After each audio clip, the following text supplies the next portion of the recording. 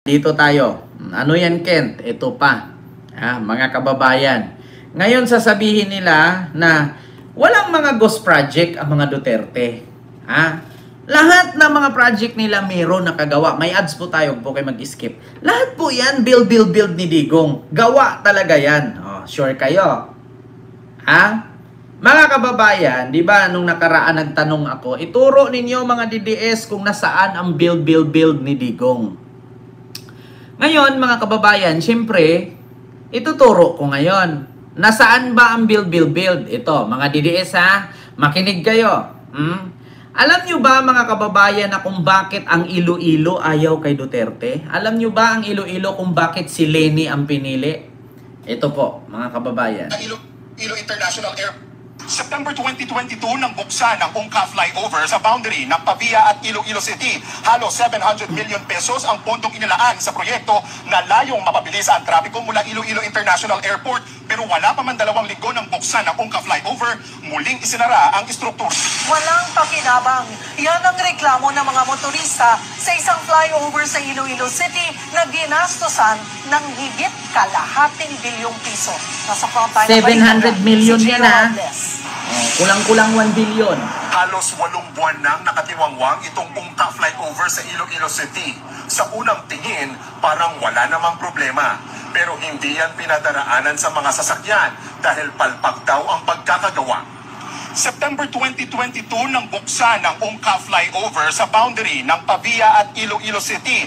Halos 700 million pesos ang pondong inilaan sa proyekto na layong mapabilis ang trapiko mula Iloilo International Airport. Pero wala pa man 2 linggo nang buksan ang Ungka flyover, muling isinara ang istruktura.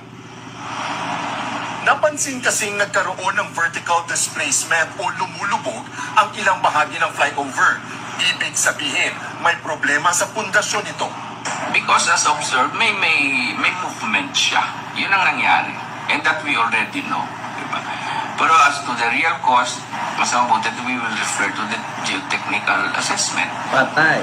Ang Ungka flyover ang inaasahang solusyon sa problema sa traffic sa Iloilo City at sa mga karatig bayan nito. Pero ito ang dahilan kung bakit usad pagungayon ang mga sasakyan sa lugar. Kailangan pa kasing umikot ng mga motorista dahil hindi nga madaanan ang flyover. Palpak kanogon, wala nga. Palpak, sayang yung biyahe namin dahil di naman madaanan ang flyover. Bumubulong na ang geotechnical investigation para matukoy ang problema sa flyover.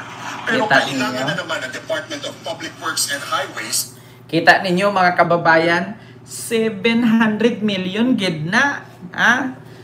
Kadako-dako gid sa kwarta nga nasayang gid ba 700 million gid na ba mga di poga, mga di ahak, mga lintian bilatibay gid ba? Kita gid ninyo na hindi gid kamo nakapikit gid ba na dungog gid na ninyo kay hindi man gid kamo mga bungol pagkaanugon gid ba pagkaanugon gid sa 700 million kung binigay na lang yan sa mga magsasaka at doon sa matubuhan pang abono di sana nagkaroon pa ng pang merienda, pang tanghalian, hapunan at pang agahan itong mga kababayan nating Ilonggo kaysa ipagawa mo dyan 700 million tapos hindi naman nagamit di poga. Alam ninyo, mga kababayan, ganito po talaga mga Ilonggo kapag magalit ang mga Ilonggo ang sabihin magkinalalit sing yawa kagid piste ka ni malka pisting yawa kagid ganun lang sila akala mo nagakwento lang gid. Ngayon, mga kababayan, ang nangyari iba na ang narinig ko sa mga Ilonggo kapag nagalit. Pisting yawa gini si Duterte. Salamat gid ko sa Ginoo nga di lagid siya ka uwi. Bakit? Aba yung tulay na mundo sa uka, hindi gin magamit imbes na mapabadali, may papunta sa airport kay mag-adtumi sa kung gusto namong abroadan kay gusto mi mamasyal sa Hong Kong. Hindi na gid kami makapasyal. Bakit? Di po ga naka-traffic kay ikot-ikot gid sa among lugar gid ba kay di man magamit ang 700 million nga tulay. giahag di bilatibay kina animal daw hangag gagano yung mga Ilonggo, grabe gid ma. Yung magalit sila piste nyawa gid ba to si Duterte. Gagaingon-ingon ra gid siya na war on drugs siya, tapos kapaghimo pagtulay o kalsada dapat nag war on drugs na lang siya. Doon pa kasi nag-focus na lang siya sa war on drugs niya nga. Tulay-tulay ka kalsada pa, wala namang kwenta anugon gid yung kwarta. Diyos ko po, mga kababayan. Galit na galit ang mga Ilonggo, kaya imbes na iboto nila Dota walang kwenta, di poga, kaanugon gan sa kwarta. 700 million, baga na kulang-kulang 1 billion halaga sa tulay. May kalsada overpass, may kwenta, di man madaanan. Mga di ponggol get ba, di poga, mga bilatibay, mga dawhangag, mga lintian, get mga animal, get ni si Digong pa. Galit na galit mga Ilonggo, mga kababayan, di poga. Sabi ng mga Ilonggo, buti na lang na matyaga namin na maaga-aga pa, kasi kung gidaan-daanan na namin ng kalsada na yan, baka matulad kami sa Isabela, biglang bumagsak. Nako, di poga, God. Tapos yung mga DDS, dapat sila maniwala, malinis daw si Duterte. Putang ina nila, saan sila nakikitang malinis? Ang taong malinis, mga kababayan, hindi butas-butas ang mukha. Kung malinis ka, hindi maging butas-butas ang mukha mo. Nakita nyo naman yung gaano kalalaki ang mga blackheads, no? Sa mukha ni Digong, ibig sabihin niya nag-oil ng unan yan. Yung unan ni Digong nagkukulay itim na sa agit-it.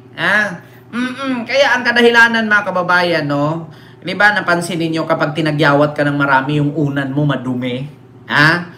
Ganun yan, mga kababayan. Either unan or kumot or di kaya bedsheet. So, ibig sabihin, yung mukha ni Digong, puro bok-bok na sa blackheads. Madaling salita, madumi ang higaan niya. Amoy tigulang. Sa madaling salita, amoy thunderbolts. Ayan, di ba? Di pa sila maniwala. Malinis daw si Duterte. Potragis na yan. Paano naging malinis yan? 700 million sinayang-sayang lang, hindi nagagamit. Galit na galit yung mga Ilonggo. To, continue natin. Tignan ninyo. Pakinggan ninyo nang makita ninyo. Ng 14 million pesos na bagong pondo para maremedyohan ang palpak na flyover.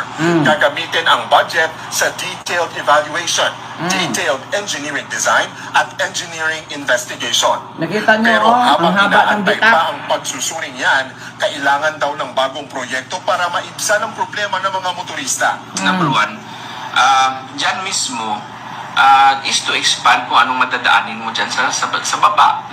Ang expansion ng road para na mas mabilis siya. And yung mga alternative na traffic routes which is already in place. Kaya para sa isang ordinaryong tsuper, dapat may managot sa kapalpakan.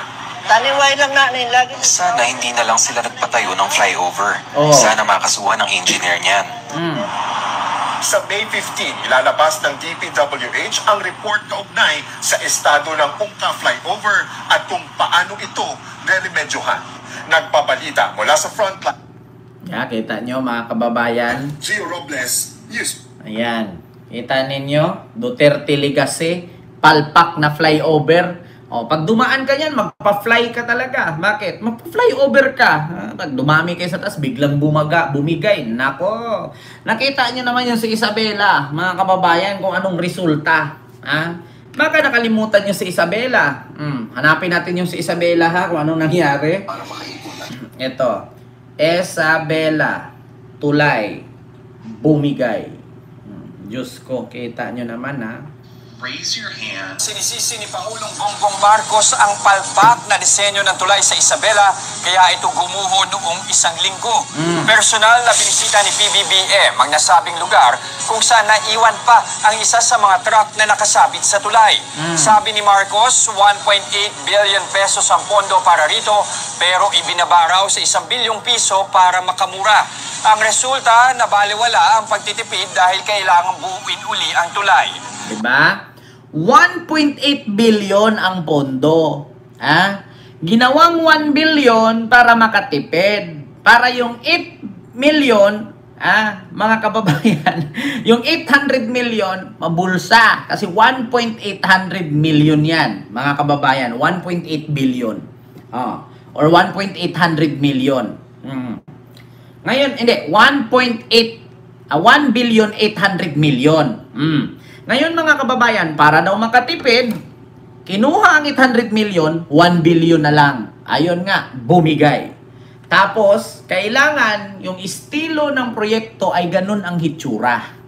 Ikaw ba naman gagawa ka ng bahay? Gusto mo sing laki ng Burj Khalifa. Yung bahay, sing laki ng Burj Khalifa. Ang pondo sa Burj Khalifa ay $30 billion. Ngayon, ikaw na isang pobre, gusto mong gayahin sa probinsya, Burj Khalifa, ganyan kataas. Tapos, ang budget mo ay 1,000 pesos lang. Anong gagamitin mo? Ting-ting? Diba? Okay lang naman. Kung $30 billion ang gastos ng Burj Khalifa sa Dubai, sa Pilipinas, pwede ka niyan mag 30 million pesos. Puro kawayan. Puro kawayan ang gamit. Totoo yan. 30 million pesos magagaya mo na ang Burj Khalifa. Ngunit puro kawayan. Diba? Puro kawayan. Magagaya mo. Yung Eiffel Tower sa Paris, yung Petronas sa Malaysia, magagaya mo yan. Yun nga lang, kawayan. Si Digong, ba't hindi na lang ito nagawa ng tulay na kawayan kung titipirin lang din naman? Biruin nyo, tinipid nyo na ang pondo, tinipid pa ng kontraktor kay ninanakawan, tinipid pa ng engineer kasi kinukupitan, pagdaan ng sasakyan, na putang ina, namigay lahat. Ayan ang legacy ni Dutae. Tignan ninyo mga kababayan, ulitin nyo 1.800 million ang budget. Ginawang 1 billion, tinapyas ang 800 million. Sa 1 billion, magiging 800 million na lang yun. Bakit? Kukupitan yun ni senador at ni engineer. Tag 100 million sila. Sa 1 billion, 800 na lang. Pero ang budget ng tulay, 1 billion talaga. Sa 1 billion budget, nanakawan ni senador, 100 million. Nanakawan ni engineer, 100 million. So, 800 million na lang. Pagdating kay kontraktor, kukupitan ni kontraktor ng 100 million, 700 million na lang. Pagdating kay, sino? Foreman? Pagdating kay construction worker, kukupitan pa nila yon, nagiging 600 million na lang. Pagdating doon sa mayors, congressmen, governors, tag 100 million sila, 300 million na lang.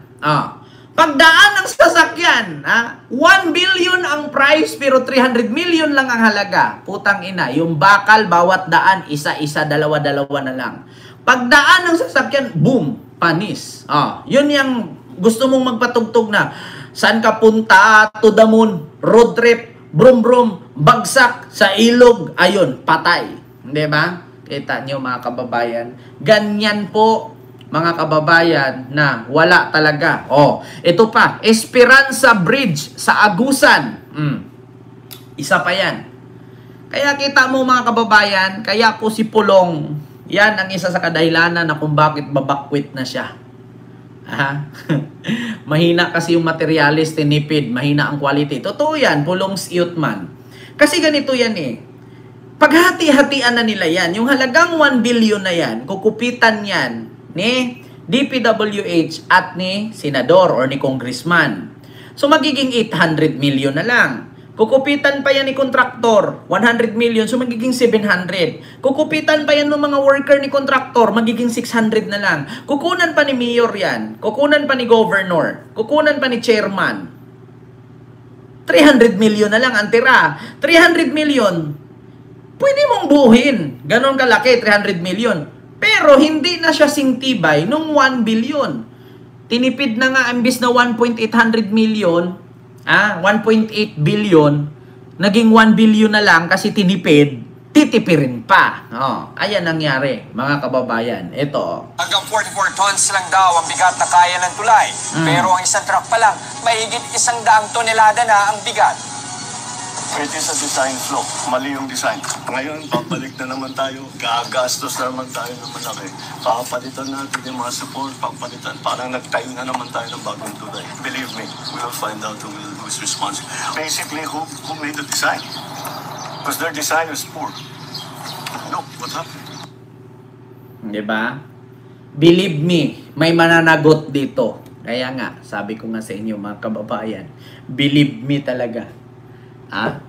So yun lang mga kababayan, yung ating live ngayon. Kita nyo naman.